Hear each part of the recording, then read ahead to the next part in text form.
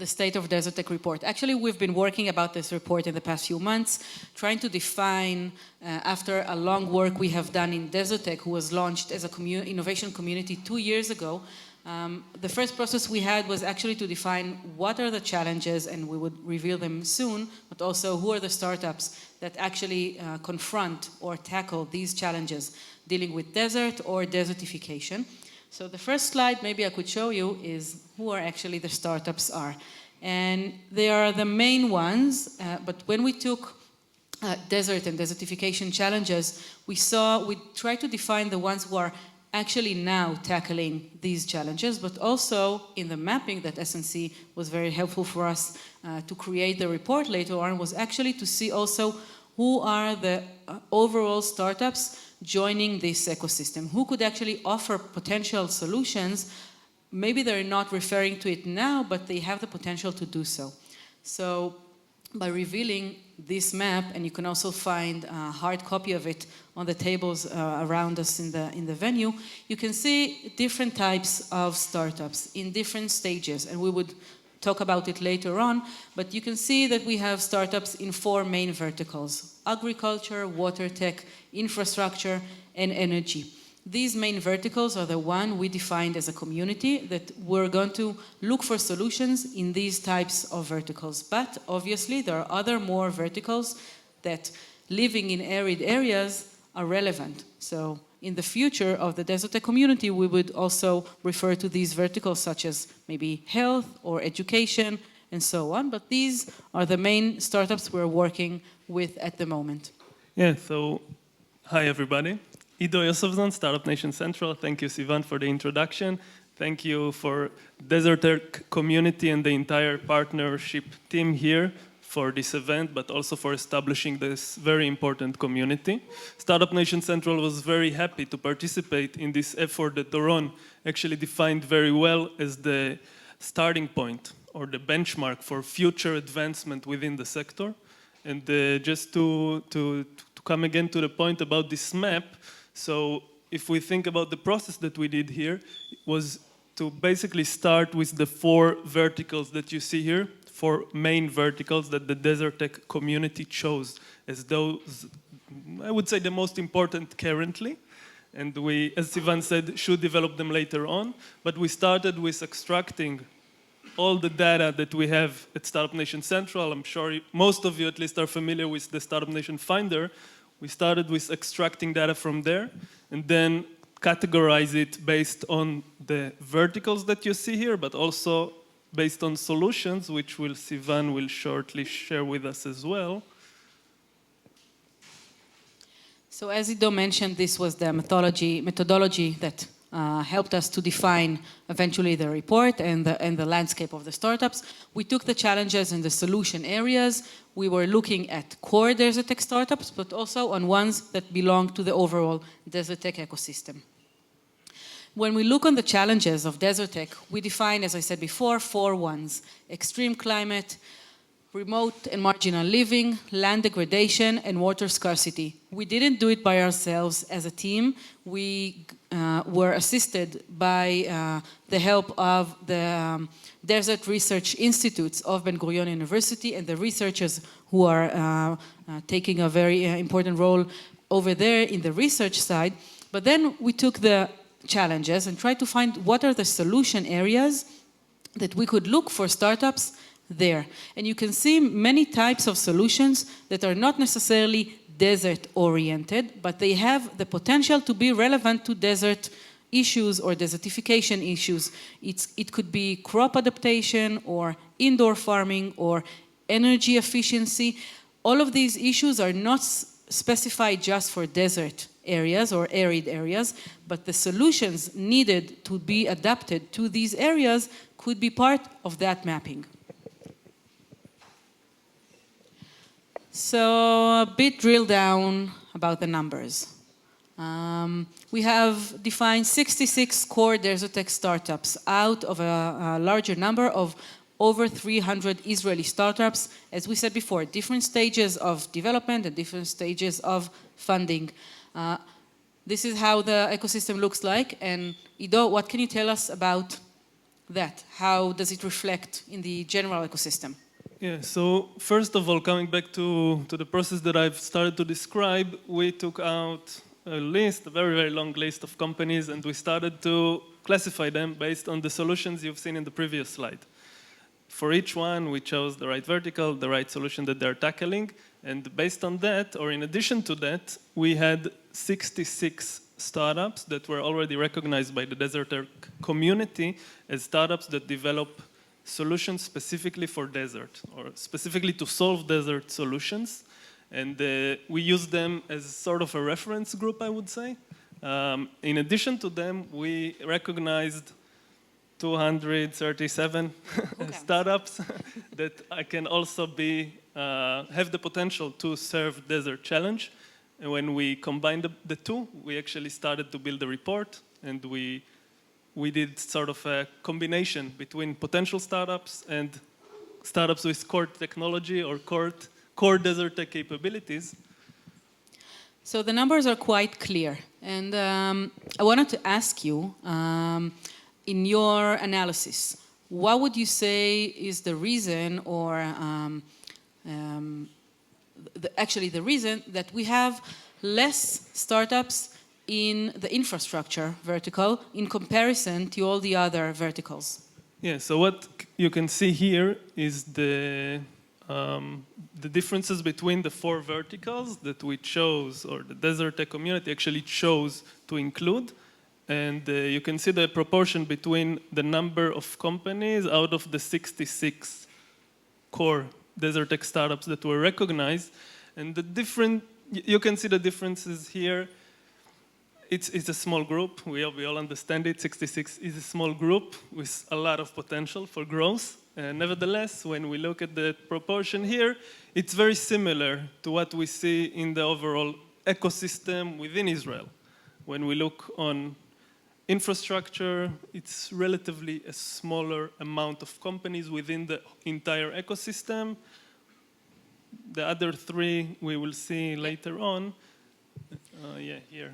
But now see the difference between the core DeserTech companies and the overall ecosystem of DeserTech. Yeah. And I think the numbers now are much more significant.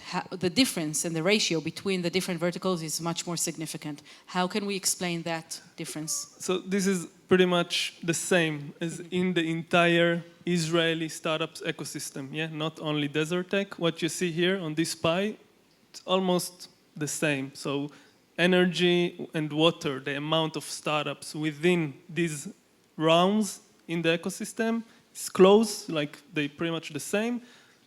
Agtech or agriculture-related startups are double, something like that. Infrastructure, much, much less.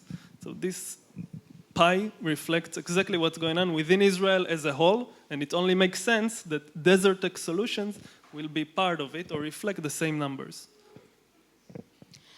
And now we want to learn a little bit more about the maturity of the DeserTech startups and understand about their stages, where they're positioned in comparison to maybe the other ecosystem, the larger one. But when we look at these numbers, what can we learn about the age or the stage that the startups are at the moment? How could we look on what do these startups need to go further on in their stages? Yeah, so I think it was mentioned before already. I don't remember who mentioned it, but we see here sort of two opposite directions. On one side, we see that the majority of the companies that we've mapped in the area are relatively old, okay, not young, been around for more than 8 years. On the other hand, we see that the amount of fundraising within those four verticals that we mentioned before,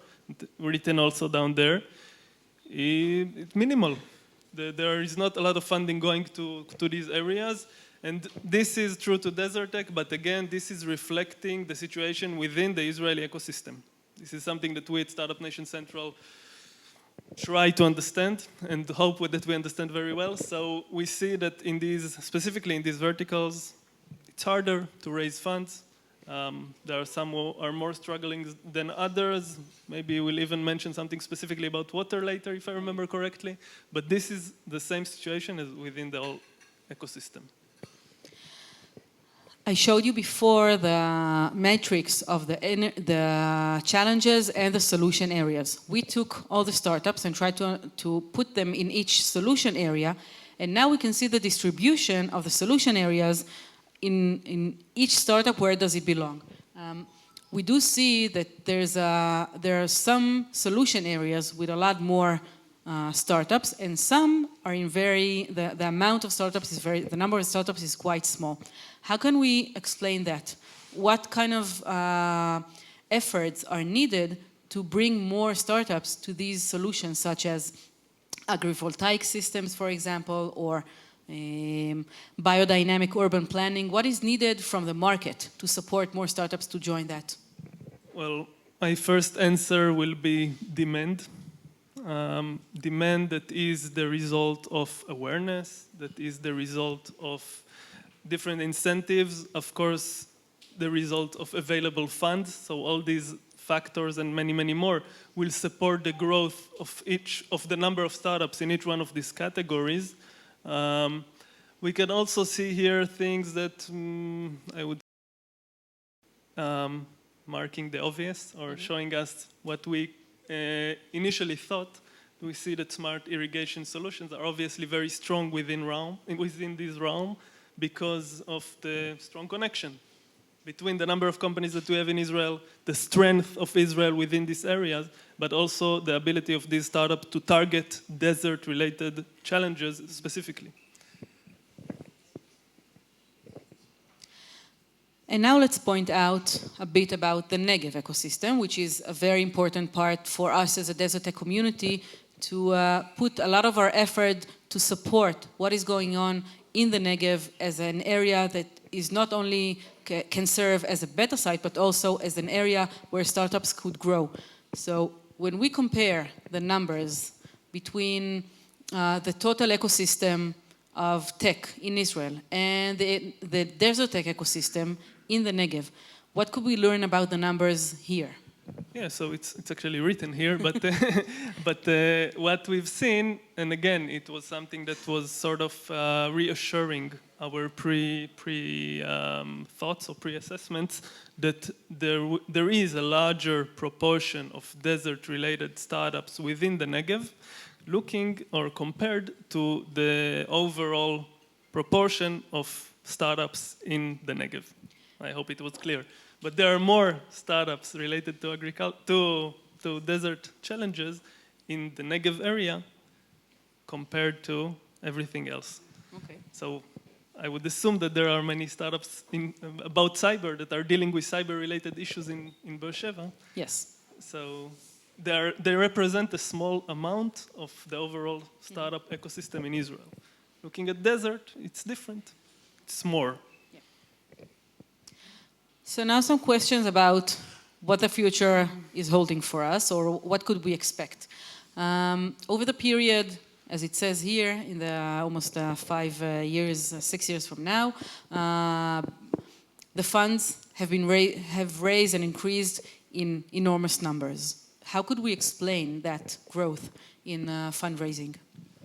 So this growth, again, it's something that is a characteristic to the overall ecosystem. And we see it constantly in different sectors, that slowly it grows. Also, we use the comparison of the past 5 years and 2021. I don't know how many of you are actually following the numbers, but 2021 was a very special year all around the world for startups, for the high-tech industry everywhere. In Israel, it was very obvious with $27 billion raised. And we see that effect in the companies that we chose for the database of DeserTech also. This is just reflecting of everything else that we see. Maybe additional point to mention here is water. You see here that water is behind the other sectors. And this is something that we actually tackled at Startup Nation Central recently with Water Edge, the water tech community in Israel, trying to understand why there are no more funding funneled to water tech. It's a very complex answer and question, but basically it's because a lot of the innovation is being done within the water companies, the big and traditional water companies in Israel. That's sort of an inhibitor for new startups and funding. That is only one of the reasons, but yeah, we can also see it here.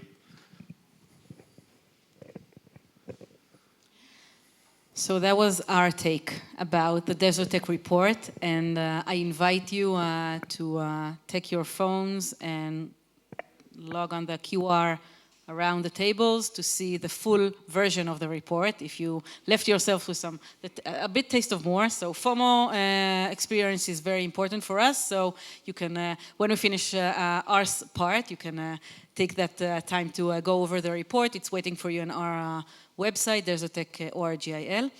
Thank you very much. It was a pleasure working with you.